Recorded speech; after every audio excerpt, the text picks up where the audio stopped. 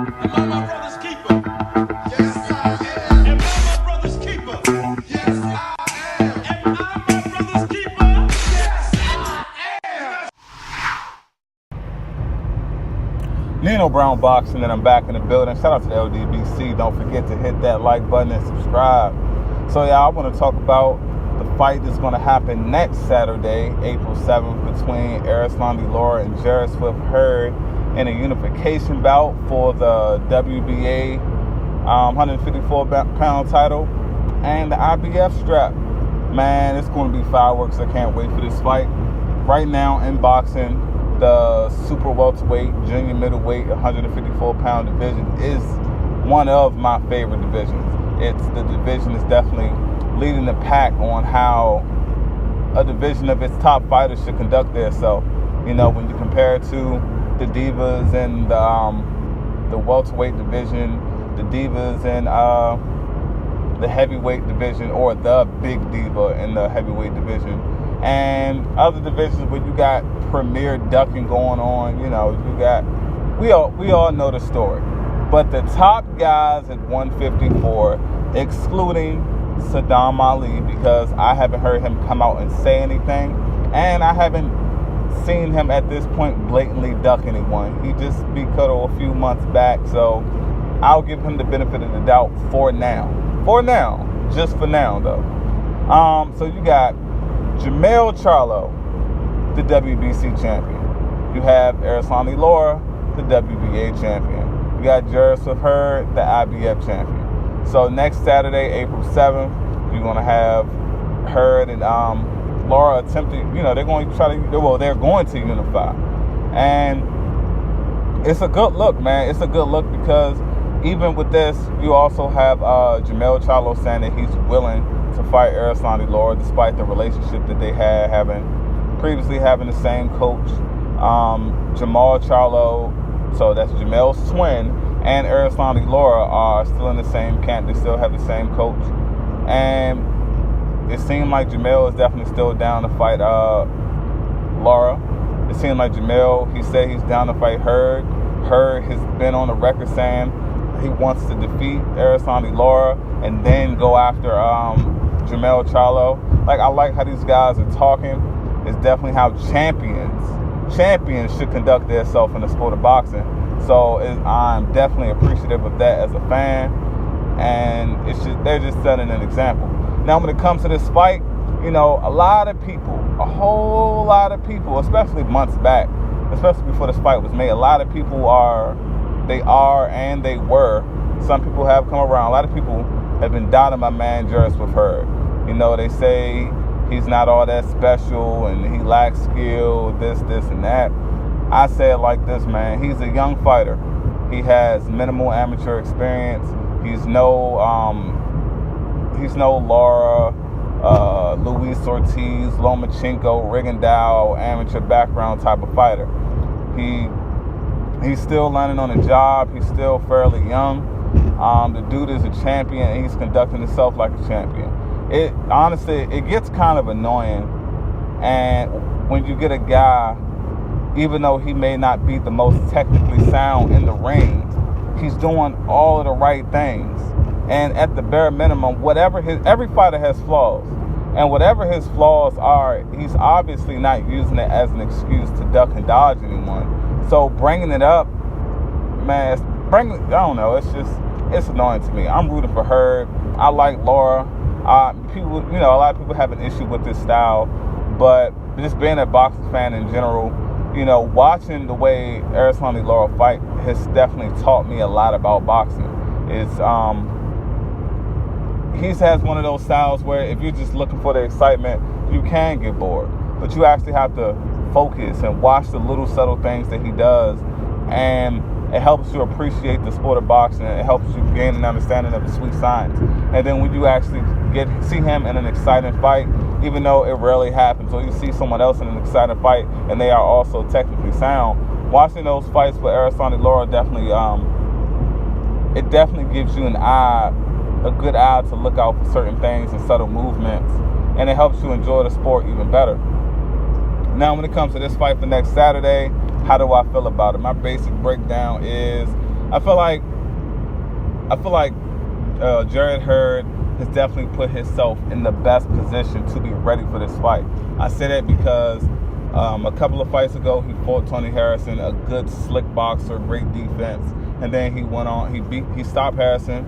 He went on and fight what I believe is a superior boxer with better offense and a better chin in Austin Trout. That's a lot more experience than Tony Harrison. He stopped him as well. Now he's going to fight a guy that I feel that is a level above Austin Trout with an Erislandy Lara. See, a lot of people are talking about the skills of Jarrett Hurd. Jarrett Hurd is one of those guys that can definitely accept the criticism that's out on his fight game. He knows his flaws and he's working to improve them camp after camp. Now it may not be a complete 180, and people always say, you're not going to just change your flaws in one camp. Well, guess what? Since the Tony Harrison fight, this is his third camp. He's spoken about his flaws, post-fight of the Tony Harrison win, and he's going to continue to improve. We have to also take into consideration when it comes to Jarrett Hurd, after these fights, he's going up in competition. He's not staying at the same level. Tony Harrison to Austin Trout to Erislandy Lara. He's improving his caliber opponent. He's improving. The opponent that he's facing is a step above when it comes to their technical abilities. So he may not look like Jarrett Hurd may not look like he is improving, but I look at it like this. If Jarrett Hurd was to fight Tony Harrison again, I guarantee you he will look a lot better technically against Tony Harrison, just based off the experience from the first fight with Tony Harrison and fighting Austin Trout. But a lot of people aren't taking that into consideration. The guy is learning, and he's getting better, and he's big as hell, and he's strong. He's going to do the damn thing. I feel like he's going to be getting a tough fight with Lara. It's going to be a tough, entertaining scrap. Lara's going to bring everything out of Hurd, but I feel like Hurd's will to win, Hurd's power, his strength, his endurance, he's just going to be too much for Lara. And I feel like after Hurd defeats Lara, he's going to be prime and ready for a young guy like Jermell Charlo. Honestly, to me, it's like the perfect setup. And whoever is the person or the management for Jarrett Hurd is selecting his opponents, preparing him to become, a unified champion in the division, they're definitely setting up his fights in a great way. There's no cherry picks out here for Jarrett Hurd. He's definitely selecting opponents that will prepare him, and it's an improvement. Like, the opponents are getting more difficult over time, and we have a lot of fighters that like to take breaks in between fights, and they lower the level of competition so they just look good and so they can brag, kind of like what Kell Brook is doing right now. But a lot of people are not seriously taking into consideration that Jarrett Hurd is a guy with not much amateur. Jarrett Hurd is a guy that doesn't have a huge amateur background, and he's taking tough fight after tough fight, and he's improving. He's only going to get better. Trust me, this guy is going to get even better. And as time goes along, as he makes changes, if he faces Jermell Charlo next, and let's say he beats Jermell, not looking past Lara, but I'm just saying, if he was to beat Jermell, then what are people going to say? Oh, well, he still doesn't do this, and he gets hit too much. It's been a lot of fighters in the history of boxing. This guy hit a whole lot, but they dominate. Now, I understand that's not the healthiest route to take when it comes to longevity in the sport and your life after boxing, but at the same time, the guy may be improving. He's training. He's not one of those guys that he's delusional about his skill set.